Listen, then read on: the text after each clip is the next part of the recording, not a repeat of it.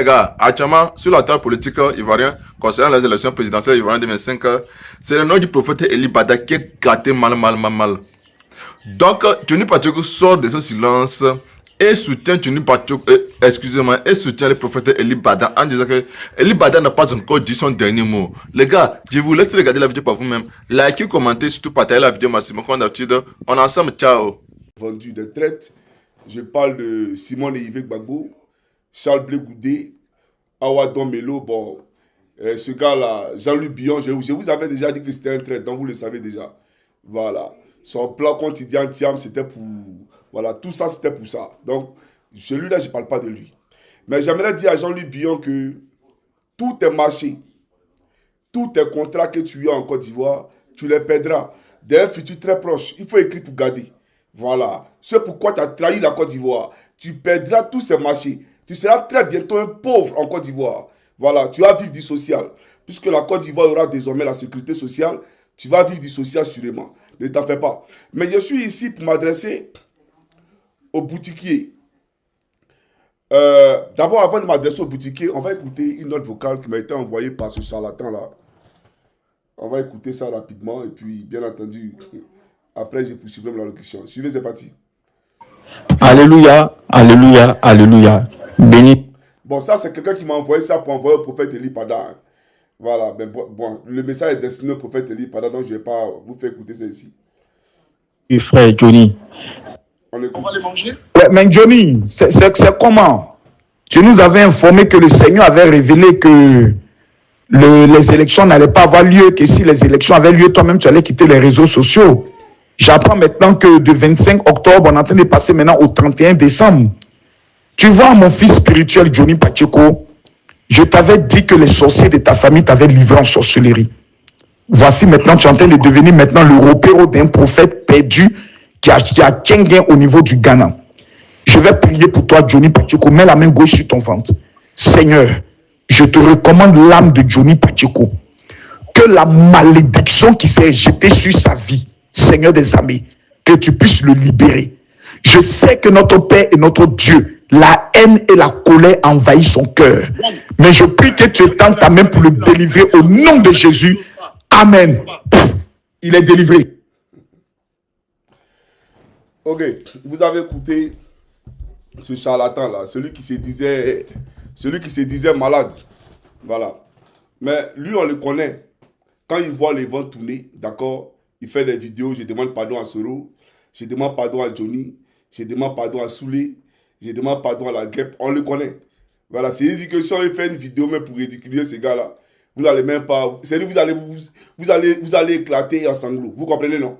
Voilà, c'est-à-dire que c'est une vidéo où il demande pardon, quand il voit que les vents vont tourner à chaque fois. Tout dernièrement, il a inventé une maladie. Il dit qu'il était malade, qu'il voulait se faire hospitaliser à Paris.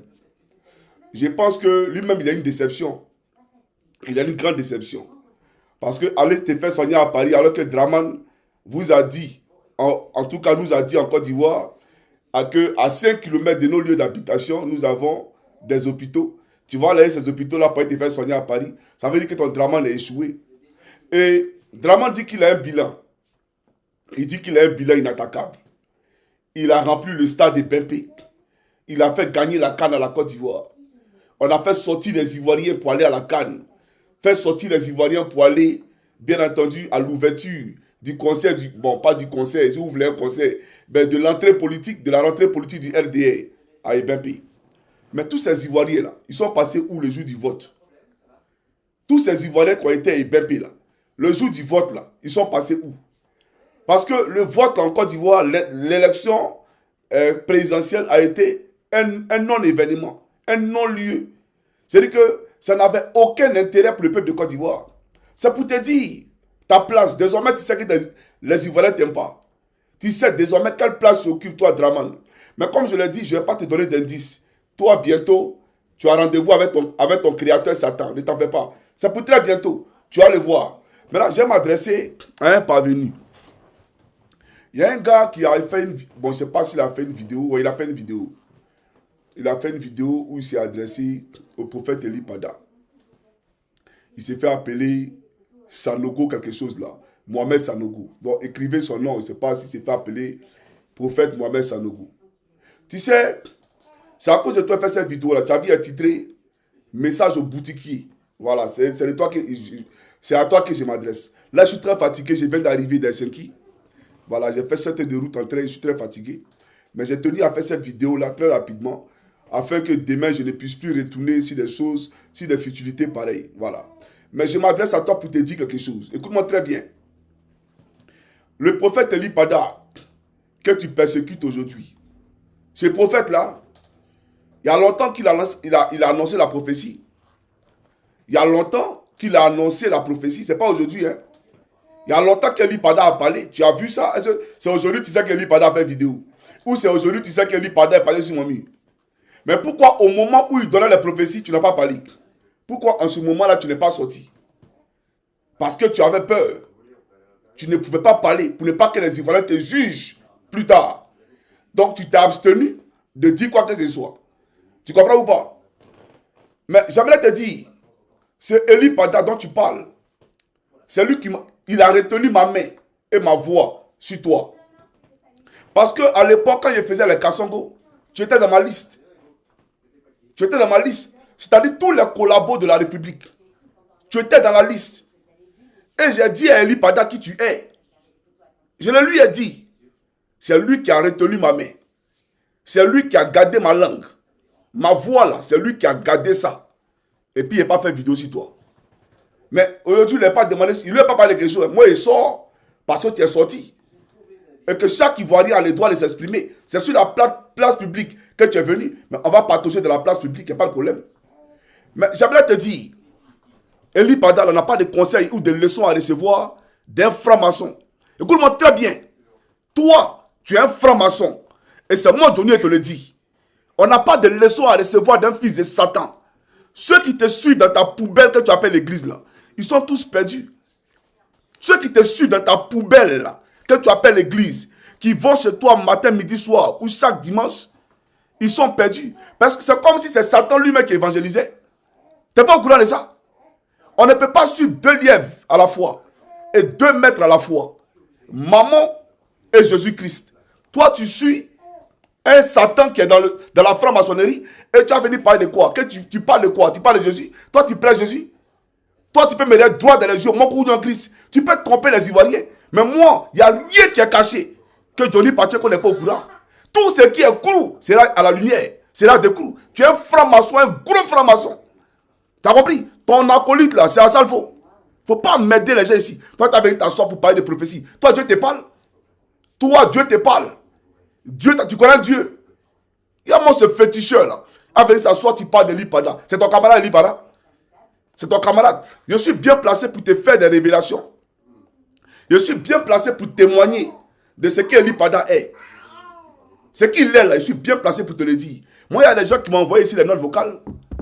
Des notes vocales où ils disent aux prophètes de parler pour eux. De prier pour eux. Ils parlent simplement par leur voix. Et puis ils détaillent leur vie. Moi, je prends ça en note vocale et puis on voit. Et puis eux, ils pleurent. Il dit, il faut dire Eli que tout ce qu'il a dit là, c'est vrai. Et puis Eli m'a dit que tu as menti ici et puis ici. Il faut corriger ça, sinon il ne prie pas pour toi. Et il corrige. Et puis tout ce qu'il dit là, c'est exactement ce qui se passe. Il y a une fille qui est dans un pays ici, elle n'a pas vu dessus son nom. Elle est venue, elle m'a envoyé sa note. C'est-à-dire qu'elle n'est même pas rentrée dans les détails. Simplement, je n'ai pas de mari. Des gens qui viennent à moi, ils s'en vont, etc. Eli a détaillé même la vie de son mari. Le village d'où elle vient, il a détaillé ça.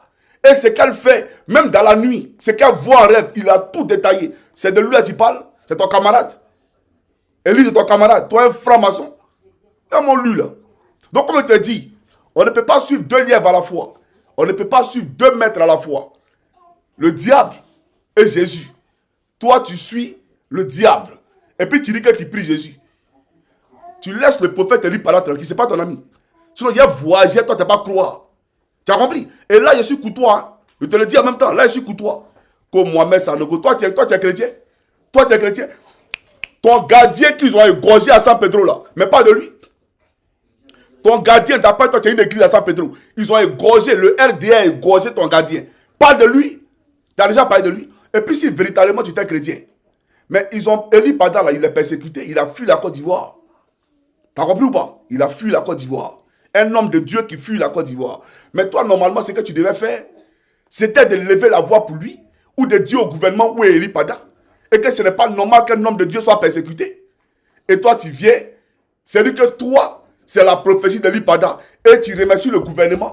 D'après toi-même, je remercie le gouvernement pour le développement qu'ils ont apporté en Côte d'Ivoire. Peut-être tu voyages en classe affaires. Parce que tu voyages en classe business, tu salues le gouvernement. Mais j'aimerais te dire ceci. Ta vie là, parle-nous de ta vie. Avant d'après toi de servir Dieu là, tu faisais quoi dans la vie? Tu as fait quoi? Il faut regarder ton train de vie et puis regarde le train de vie de l'Ipada. C'est pas pareil. C'est-à-dire que pour connaître les faux pasteurs, les faux hommes de Dieu là, pour les reconnaître là, c'est à travers leur patrimoine. Et l'Ipada est un homme désintéressé par l'argent. Huile d'onction là, lui n'a jamais vendu ça. Mais l'huile là, on appelle ça l'huile de toutes les possibilités. C'est que les miracles que ça fait en Côte d'Ivoire. Toi-même, tes pasteurs qui vendent les huiles du Nord là, ils ne peuvent pas réaliser ça. C'est une réalité. C'est vrai ou c'est faux? Donc, c'est pour te dire que avant de t'asseoir pour venir, avant de parler de, comment on appelle ça, de l'Ipada, il faut remuer la langue cette fois. Voilà. Parce que quand tu dis à l'Ipada, c'est quelqu'un qui est pauvre. Il n'a pas l'argent. Pourtant, c'est quel argent il ne peut pas avoir. C'est quoi on ne peut pas lui donner. Il y a des gens qui viennent me voir. Moi, mon propre ami, on avait fait ça ensemble. Il est venu me voir. Il faut dire à lui de prier pour moi. Il met dans telle affaire. Et voilà le nombre de millions d'euros que je m'ai signé. Mais j'ai peur parce que voilà. Et lui me dit, faut nous mettre en... C'est lui que je l'appelle d'un téléphone. J'appelle Eli d'un autre téléphone. Et puis je les mets en liaison. Et puis Eli prie pour lui. Et puis il dit, tu t'en vas, ils vont signer ça. Demain où tu t'en vas, là, tu as signé. Il s'en va. Il revient et dit, ah, il y a un gars là. Il dit, le gars qui a fait ça, là, il va t'appeler. Tu as signé le papier là aujourd'hui. Et puis il rappelle et puis il dit, oui, il a signé. C'est lui qui fait ça. Tu as compris? Moi-même, Johnny qui te parle, il m'a appelé un jour ici pour me dire, hey, je ne t'ai pas appelé pour qu'on parle de quoi que ce soit. Le Seigneur me dit de te dire, tu fais quelque chose avec telle personne. Il faut quitter dedans dès maintenant. Je n'ai pas dit un mot. Je te dis, je n'ai pas dit un mot. Mais tout ce qu'il a dit était vrai. J'ai arrêté en même temps. J'ai appelé la personne pour dire, hey, champion, à partir d'aujourd'hui, voilà. Parce que tout ce qu'il a dit était vrai. T'as compris? Il y a trop de choses. Donc, il ne faut pas t'asseoir là pour raconter ta vie. Que non, Ouattara a développé le pays. Ouattara a développé quel pays? Pays du monde dans la classe affaires. Toi, tu es riche, un milliardaire. Et puis, tes fidèles sont pauvres. Tu prends l'argent des pauvres. Vous qui prêchez l'argent là, vous êtes de faux hommes de Dieu. Vous tous qui avez des voitures, de luxe. Vous qui roulez dans les grosses cylindrées. Qui d'après vous prêchez l'évangile. Vous êtes de faux hommes de Dieu. Parce que vous êtes attirés seulement que par l'argent. Jésus n'est pas venu pour l'argent. Jésus était simple. De toute façon, Eli Pada est simple là. C'est comme ça, Jésus était simple. Quand tu le vois là, ce n'est pas quelqu'un qui est intéressé par l'argent. Même dans son évangile, il ne parle pas de l'argent. Il ne prêche pas l'argent. Il prêche le royaume des cieux. Viens parler de lui encore. Tu ne vas pas croire. C'est pourquoi je te dis, hein, je suis modéré. Et puis, c'est pas si fatigué. Je viens d'arriver de voyage. Voilà. Maintenant, demain, je vais m'adresser au trait de la République. Comme je l'ai dit, je ne suis pas ici pour m'adresser, pour durer dans cette vidéo-là. Donc, que Dieu vous bénisse, peuple de Côte d'Ivoire. Envoyez ma vidéo là, à ce charlatan là. Voilà, l'ami de Marco sur le groupe là. Voilà, parce que, tu sais, je te dis une chose. Votre endroit, l'endroit où on vous recrute pour entrer dans la franc-maçonnerie là, à Cocody là, on connaît l'endroit. Tous les pasteurs de Côte d'Ivoire, dans la franc-maçonnerie, on a vos listes, on vous connaît. On vous connaît, vous tous. Toi, tu parles, tu es caché. On sait tout. Et puis, j'ai une amie, ça c'est une anecdote qui est faite avant de vous dire au revoir. J'ai une amie à l'époque, au temps de la Jossi Gang. Elle s'appelle Maman Ministre, elle était en Suède. Aujourd'hui, elle vit à Paris. Donc, j'ai dit son nom. Elle vit à Paris aujourd'hui. Et un jour, elle quittait au travail. C'était en saison hivernale, c'est-à-dire il neigeait même. Et j'étais au volant de ma voiture et puis elle m'a appelé. Ça faisait tellement longtemps que j'ai dit, ah, mais c'est là, il y a longtemps. Hein. Voilà, parce que la Jossi Gang, vous voyez, c'est disloqué. Et puis j'ai pris le téléphone et puis j'ai dit allô. Elle était toute en pleurs, en train de pleurer. J'ai dit à quoi? Elle me dit non. Elle veut que je fasse une vidéo. J'ai dit vidéo pour parler de quoi? Elle dit non, qu'elle est allée à Abidjan pour aller se marier avec un Ivoirien parce que les garçons de Paris sont les faux types, etc. Bon, voilà l'information qu'elle me donne. Elle est allée à Abidjan pour aller se marier avec un gars, mais le gars, il est pasteur. faut écouter très bien ce que je te dis. Hein. Il est pasteur.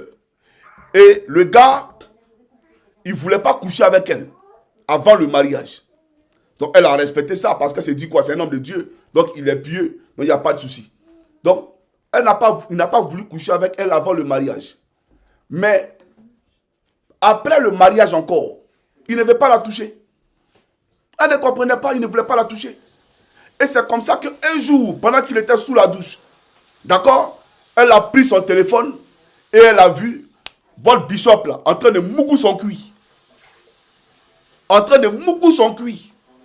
Votre pasteur là. Et il lui a dit, c'est quand tu viens de voir, il faut te taire, tu parles, ils vont te tuer. Moi, ils vont me tuer. Donc prends tes clics et tes claques, il faut te casser. C'était trop dans sa gorge qu'elle arrivait à Paris, c'est en pleurs, elle m'a appelé. Tu comprends ou pas? C'est en pleurs, elle m'a appelé. Et je lui ai dit à l'époque que je ne ferai pas de vidéos parce que ça ne m'intéresse pas. Il dit, ça ne m'intéresse pas. Elle savait moi, ministre, elle n'est pas morte, elle vit. Voilà, vous pouvez lui demander, si on va appeler pour me demander de faire vidéo, de dire les noms. Et que de dire que c'est elle qui m'a donné l'information. Parce qu'elle est tombée sur la vidéo. Tu comprends ou pas? Mais moi, je n'ai pas fait de vidéos. Mais je vous connais, vous tous. Je sais qui vous êtes, vous tous. Des pasteurs PD, des pasteurs, comment on appelle ça? Des pasteurs francs-maçons. Toi, tu as venu parler de l'Ipada.